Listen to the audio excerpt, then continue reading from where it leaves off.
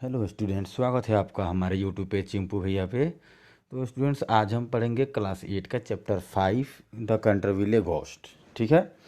तो यह जो है स्टोरी जो है बेसिकली जो है एक ऐसे घर के बारे में है जो कि भूतिया है, जिसमें लोगों को डराया जा रहा है जिस घर में। तो आइए अब इस स्टोरी को हम शुरू करते हैं। तो पहले आउटलाइन देख लेते हैं। A ghost tried to frighten the new occupants of Canterville Chase. Does he succeed? तो शुरू में ही आउटलाइन आपको काफ़ी अच्छे से दिखा दिया गया है कि ऑक्यूपेंट कंट्रविले चेस, मतलब ऑक्यूपेंट्स कंट्रविले चेस में जो भी रहने आते हैं उन्हें जो भूत जो है बार बार डराता है। तो क्या वो सक्सीड करता है या नहीं करता है, तो अब स्टोरी पढ़ेंगे तब पता चलेगा। तो स्टूडेंट्स, मैं आप लोगों को जानकारी के लिए बता दूं कि कुछ प्रॉब्लम्स के चलते जो है वीडियो बीच में नहीं डाले जा रहे थे। अब आपके वीडियो डेली अपडेट होते रहेंगे, तो हमारे पेज से आप जुड़े रहिएगा। तो आइए अब शुरू करते हैं। When Mr. Hiram B. Otis, the American minister, bought Canterville Chase, everyone told him sorry, he was doing a very foolish thing. तो mister Hiram B Otis character name याद रखिएगा स्टूडेंट्स। इस स्टोरी में जो है आपका कैरेक्टर नेम काफ़ी ज़्यादा मायने रखता है। हीराम बी ओटिस जो है एक अमेरिकन मिनिस्टर हैं। जब ये कैंटरविले चेस जो एक घर है, होम होता है, जब इसे ये खरीदते हैं तो सभी लोग जो हैं वो बोलते हैं कि ये काफ़ी फुलिश भरा, काफ़ी मूर्खता भरा डिसीजन लेते हैं। आखिर ऐसा क्यों बोलते हैं? तो there was no doubt that the place was haunted. तो सबको पता था कि वह घर जो है वो हॉन्टेड है, भूतिया घर है, डरावना घर है। तो सबने इसे लेने से उन्हें मना किया था। इसीलिए सभी बोल रहे थे कि मिस्टर हीराम बी ओटिस जो है इन्होंने काफ़ी फुलिश भरा स्टेप लिया है इस घर को खरीदने के बाद। Lord Canterville himself had felt it his duty to mention the fact to Mister Otis before he bought the house. तो अब उस घर के जो पुराने मालिक जो रहते रहते हैं लॉर्ड कैंटरविले, उन्होंने जो है मिस्टर ओटिस बोलने का मतलब आप दिमाग में रखिएगा, मिस्टर हीराम बी ओटिस को शॉर्ट में मिस्टर ओटिस अब आगे आपको मिलेगा स्टोरी में हर जगह। तो जब ये घर खरीदते हैं तो लॉर्ड कैंटरविले जो हैं उन्होंने मिस्टर ओटिस को क्लियरली बताया था कि यह घर जो है हॉन्टेड है, क्योंकि उन्होंने इसे बताना अपना ड्यूटी समझा। तो अभी तक हमने क्या जाना कि मिस्टर हीराम ओटिस जो है अमेरिकन मिस्टर एक घर खरीदते हैं जो कि कैंटरविले चेस होता है, और इस घर के बारे में सब बताते हैं कि उन्होंने काफ़ी फुलिश भरा डिसीजन लिया है। और उस घर के जो मालिक जो थे लॉर्ड कैंटरविले, उन्होंने भी बता दिया हुआ था मिस्टर ओटिस को घर खरीदने से पहले सारी बातें। अब शुरू करते हैं अगला para. Mister Otis how ever laughed at his warnings and bought the house. A few weeks later, he and his wife, their son Washington, and their daughter Virginia, and their twin boys moved to Canterville Chase. तो mister Otis को शुरू में जो warning जो मिली थी या जो जानकारी मिला हुआ था ये घर हंटेड है, उनको ये चीज़ें जो है वार्निंग को इन्होंने क्या ले लिया, इन्होंने इस वार्निंग को मजाक में लिया। क्या लिया? ये उस समय हंस रहे थे कि ऐसा बकवास हो ही नहीं सकता है। और फ्यू वीक्स लेटर, कुछ सप्ताह बाद जो है मिस्टर ओटिस, उनकी वाइफ, उनका सन जो है जिसका नाम वाशिंगटन था, उनकी एक बेटी थी Virginia, and their twins boy, जो जुड़वा लड़के जो थे, जो ये सभी लोग कैंटरविले चेस में रहने के लिए आ जाते हैं। When they arrive at the house, जब वो घर पे पहुंचते हैं, घर पे का मतलब कैंटरविले चेस में, and old women was standing on the steps to meet them. तो एक ओल्ड वुमेन जो है सीढ़ियों के पास या दरवाजे के पास खड़ी रहती है उनका स्वागत करने के लिए। This was Mrs Umney. तो काफ़ी इंटरेस्टिंग ये कैरेक्टर है, नाम याद रखिएगा। वो जो लेडी जो है जो इनका वेलकम करने के लिए खड़ी रहती है उनका नाम क्या रहता है? मिसेज उमनी। वो क्या है? घर की हाउस कीपर थी। क्या थी? घर की हाउस कीपर थी। Who had worked in the house for Lord and Lady Canterville, जो कि घर में काफ़ी दिन से काम कर रही है, काफ़ी पुरानी हाउसकीपर है, जो कि घर के पुराने मालिक जो है लॉर्ड कंट्रीविले और लेडी कंट्रीविले के लिए वो ऑलरेडी यहाँ पे इस घर में काम कर चुकी थी। Welcome to Canterville Chase she said and took them through the house to the library where tea was waiting for them. तो मिसेज उमनी जो है उनका घर पे क्या करती है, वेलकम करती है और उन्हें जो है लाइब्रेरी में ले जाती है, जहाँ की उन्हें वेट करने के लिए बोलती है, जैसे कि बोल दे स्वागत करती है, और लाइब्रेरी रूम में ले जाती है जहाँ उनके लिए चाय पहले से बनकर तैयार रखा हुआ था। After they had taken of their quotes and hats, जब लाइब्रेरी रूम में पहुंचने के बाद वो लोग जो हैं अपने कोट्स और अपने हैट्स को उतारते हैं, और उतार कर जब बैठते हैं तभी मिसेज उमनी के बारे में याद रखिएगा, ये कौन थी, हाउसकीपर थी। तो मिसेज उमनी जब उन लोगों के लिए चाय तैयार करके लाती है, pour the tea, suddenly Mrs Otis caught sight a dull red stain on the floor just by the fireplace. तो जैसे ही मिसेज उमनी उन लोगों के लिए चाय लेकर आती हैं, तभी अचानक मिसेज ऑटिस को जो है घर में वो लाइब्रेरी में फायर प्लेस के नज़दीक में एक डल रेड स्टेन दिखता है। डल रेड स्टेन कहने का मतलब वो स्टूडेंट्स, जैसे यहाँ पे मैं आपको बता रहा हूँ, ऐसे धब्बा, लाल कलर का धब्बा जो होता है इस तरह का, वैसा उनको देखने को मिलता है। तो एक चीज़ दिमाग में रखिएगा, यहाँ पे एक वर्ड यूज है मिसेज ऑटिस, तो याद रखिएगा ये मिसेज ऑटिस जो है, जो हीरा राम जो जो मिस्टर ऑटिस जो थे उनकी वाइफ है, तो इन्हें जो है रेड स्टेन जो है फायर प्लेस के नज़दीक दिखता है।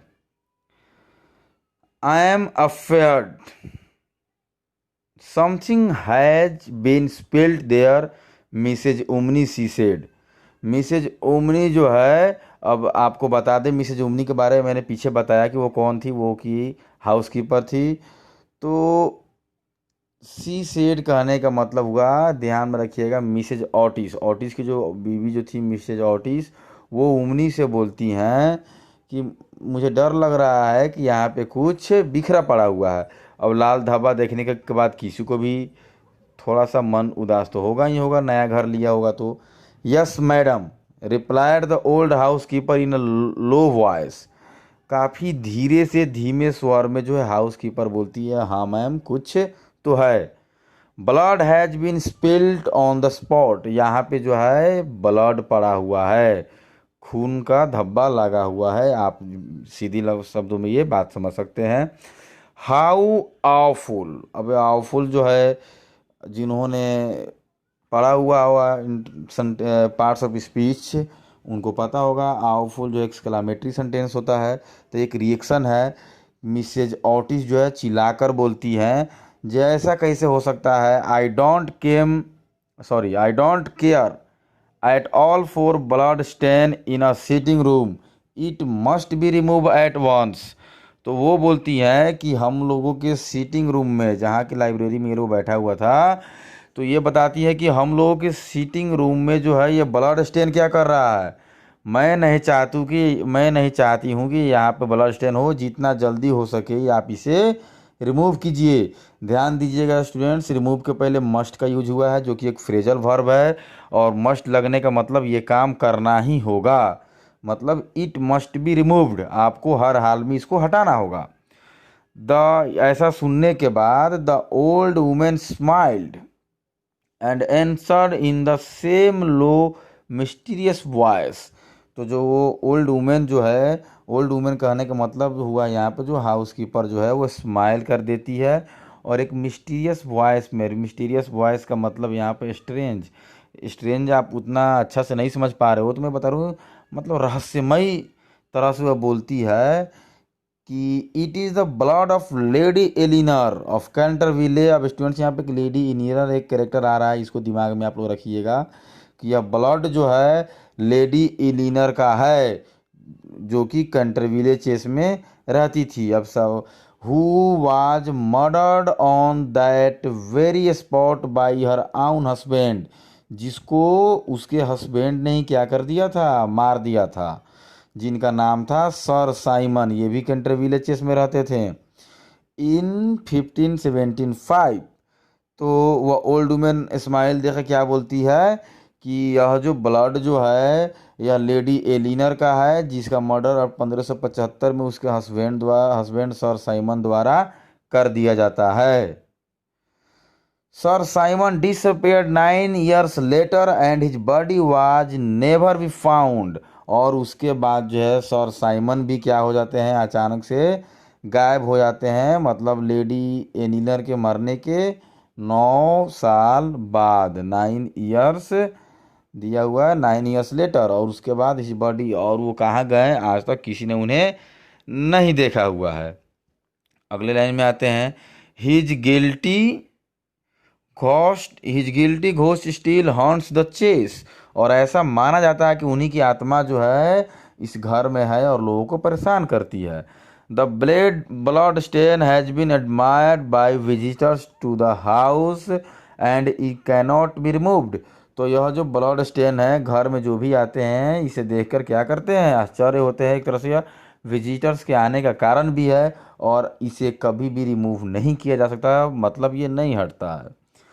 That is all nonsense cried Washington Ottis. Washington Ottis क्या है, तो मिस्टर ऑटिस का जो यह लड़का है, सन है, तो यह जो है गुस्सा कर चिल्ला के बोलता है जिस तरह का, ये एकदम बिल्कुल नॉनसेंस बकवास बातें हैं। पिंकर्सन स्टेन रिमूवर, पिंकर्सन भी एक कैरेक्टर है जो कि ट्विंस जो था उसी में से है। तो पिंकर्सन का जो स्टेन रिमूवर है और वो परफेक्ट क्लीनर है, तो वह जो है इसको बहुत जल्दी इस ब्लड स्टेन को क्या कर सकता है, क्लीन कर सकता है। तो before the house keeper could interfere he had fallen on his knee and was rubbing the floor with a small stick.